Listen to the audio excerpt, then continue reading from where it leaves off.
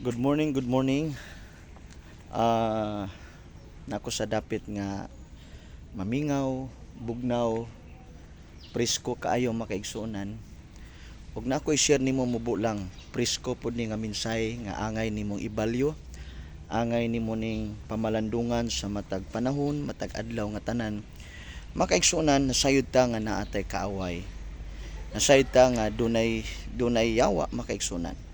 Naay Lucifer, naa siya'y mga demons, ug buhaton niya ang tanan makaigsunan just to destroy us, just to destroy you, and buhaton niya ang tanan makaigsunan aron lang i-mislead ang tao, aron lang i-confuse ang tao, matrouble ang tao. Buhaton niya ang tanan ug ang walay laing agenda ang yawa, walay lain siyang plano makaigsunan. Sumala sa Bible, pagpatay, paglaglag o pagpangawat. Maora gyud ni agenda sa yawa makaigsunan. Pagpatay, paglaglag o pagpangawat. Buhaton niya ang tanan nga makawatan ka. Unsay kawaton niya? Imong kalipay, kalinaw, gub-on niya imong pamilya, gub-on niya imong negosyo, gubaon niya imong pagbati. Hantod nga iya kang patyon. Hantod nga iya kang laglagon.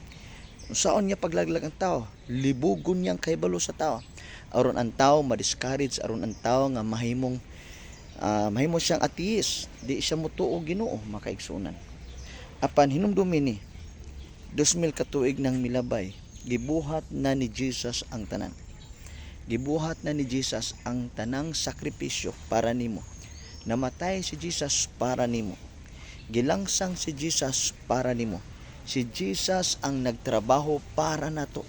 Aron kitang tanan makaigsunan, simple lang aron makabaton ta og access going to the Father. Si Jesus ang dalan kinabuhi ug ang kamaturan. Dili na angay libugon sa tao. Kay ang kamatayon ni Jesus dito sa krus Kalbaryo, wala to'y gipili para to nimo. Nako kitang tanan makaigsunan. Si Jesus ang nahimong sacrificial offering. Siya ang substitute sa halad. Si Jesus ang namatay para nimo. Gihalad niya ang kaugalingon. Ug mo na gitawag good news. Kay nga naman si Jesus wa nagpabiling patay sa krus sa Kalbaryo. Wala siya nagpabiling patay dito sa lubnganan. Human sa tulok adlaw sa iyang kamatayon makaigsunan na banhaw sa Jesus og buhi sa walay katapusan. So hinumdumi ni duha ra ka butang. Buhaton sa yawa ang tanan para lang ikaw iyang patyon, gubaon, laglagon kanya o kawatan kanya.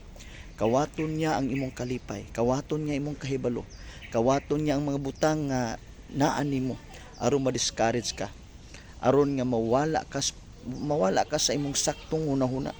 Libugon kanya makaigsunan hantod to the point ang tao nga di na motuog Dios. Busa gikinanglan sultian nato mga tao nga naay Dios nga nagmahal nato.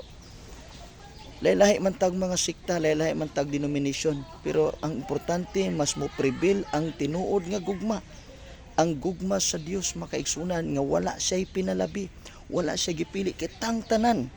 Busa importante ang paghinigugmaay sa matag usa. Ipakita nato ang tanang giilang maayo.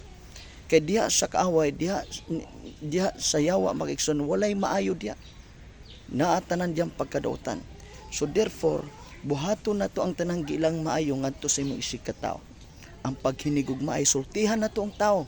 May tungod sa gugma sa Dios, may tungod sa paghinulsol, may tungod sa pagtuo nga wala nila yung paglaom nato naa sa Dios. Wala ni bisan kinsa, wala sa kwarta, wala sa trabaho, wala sa karatula sa atong mga sikta.